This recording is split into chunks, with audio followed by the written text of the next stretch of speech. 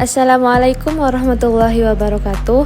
Kali ini kita akan belajar tentang perangkat keras komputer beserta fungsi-fungsinya.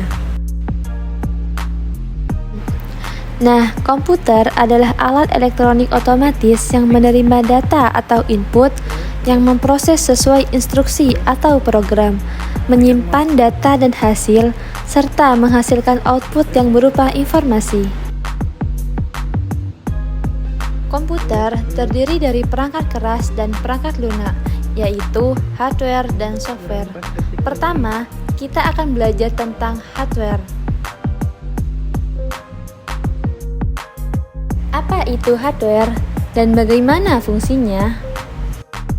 Hardware salah satu komponen komputer yang sifat alatnya bisa dilihat dan diraba secara langsung atau yang berbentuk nyata. Perangkat keras ini terdiri dari beberapa komponen, yaitu 1. CPU, 2. Input device atau peralatan masukan, 3. Storage device atau peralatan penyimpanan, yang terakhir output device atau peralatan keluaran. Perangkat keras yang pertama yaitu CPU. CPU ini merupakan kepanjangan dari Central Processing Unit. CPU ini merupakan jantungnya komputer, yang mana di dalamnya terdapat sistem unit yang bekerja secara bersamaan dan berkesinambungan. Dan fungsinya untuk memproses data, seperti menerima data dari perangkat input, kemudian mengolah data, gambar, dan juga suara. Kemudian yang kedua yaitu input device. Input device adalah media yang digunakan untuk memasukkan data atau perintah ke dalam sistem komputer untuk kemudian diproses oleh Central Processing Unit. Perangkat input ini memungkinkan kita berinteraksi dengan komputer, memberikan instruksi, dan memasukkan informasi yang akan diolah untuk berbagai tujuan, mulai dari mengetik dokumen, mengarahkan kursor, hingga merekam suara dan gambar.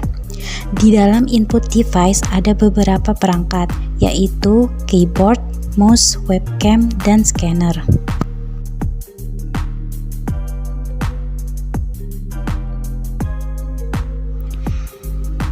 Untuk perangkat yang pertama yaitu keyboard. Keyboard adalah perangkat input utama yang berbentuk papan dengan susunan tombol yang memiliki huruf, angka, simbol, dan fungsi kontrol.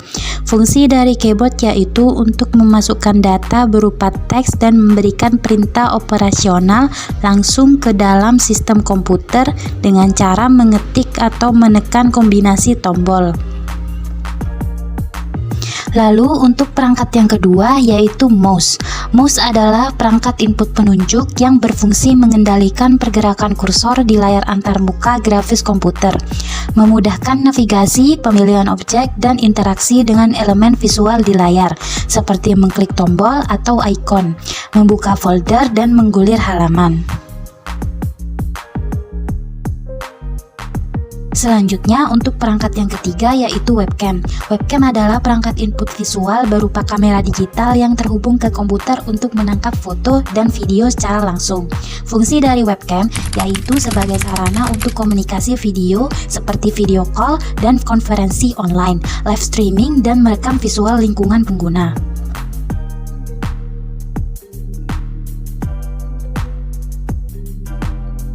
Lalu untuk perangkat yang terakhir yaitu scanner. Scanner adalah perangkat input optik yang digunakan untuk mengubah data dari format fisik menjadi format digital yang dapat disimpan dan diolah di komputer.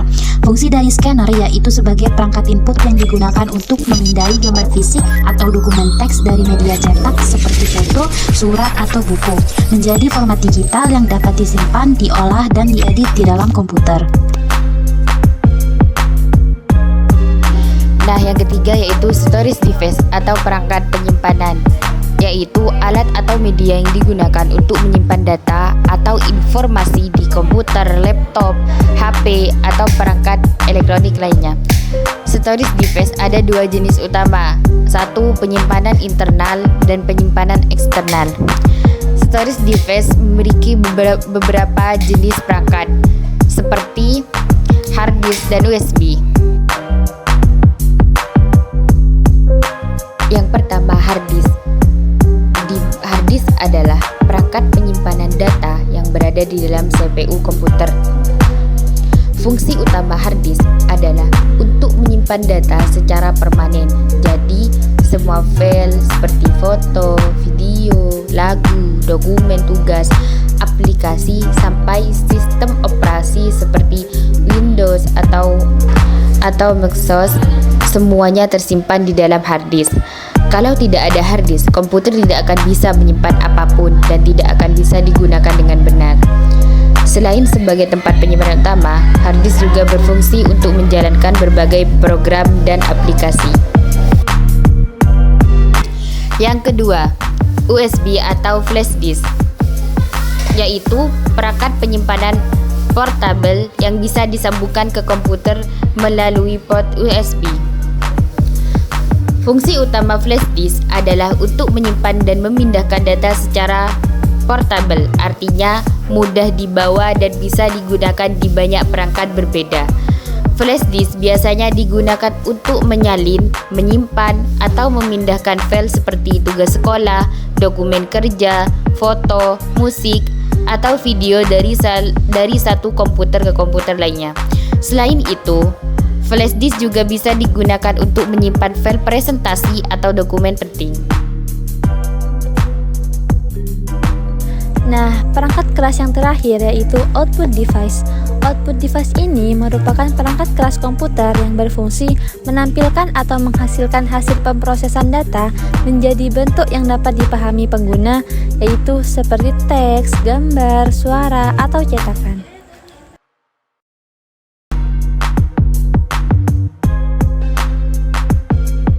Berikut ini merupakan beberapa contoh dari output device seperti monitor, printer, speaker, dan proyektor LCD.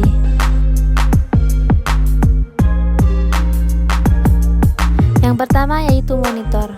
Monitor adalah perangkat keras pada komputer yang fungsinya untuk menampilkan informasi visual seperti teks, gambar, grafik, dan video kepada pengguna. Kemudian printer. Printer ini berfungsi untuk menghasilkan salinan fisik berupa teks, gambar, ataupun grafik dari data elektronik yang tersimpan di komputer, biasanya di atas media seperti kertas. Selanjutnya yaitu speaker. Speaker merupakan perangkat keras yang mengubah sinyal listrik menjadi suara yang dapat didengar, biasanya melalui getaran membran yang dihasilkan oleh kumparan dan magnet. Dan fungsinya yaitu mengubah sinyal elektronik menjadi gelombang suara yang dapat didengar oleh manusia. Yang terakhir yaitu proyektor. Proyektor ini adalah perangkat optik yang fungsinya menampilkan gambar, video, atau konten lain dari sumber seperti komputer ke permukaan yang lebih besar, seperti layar atau dinding. Nah, itu tadi penjelasan tentang perangkat keras komputer dan fungsinya. Semoga setelah menonton video ini, kalian jadi lebih paham ya. Jangan lupa untuk terus belajar dan eksplor teknologi di sekitar kalian. Sampai jumpa di video selanjutnya.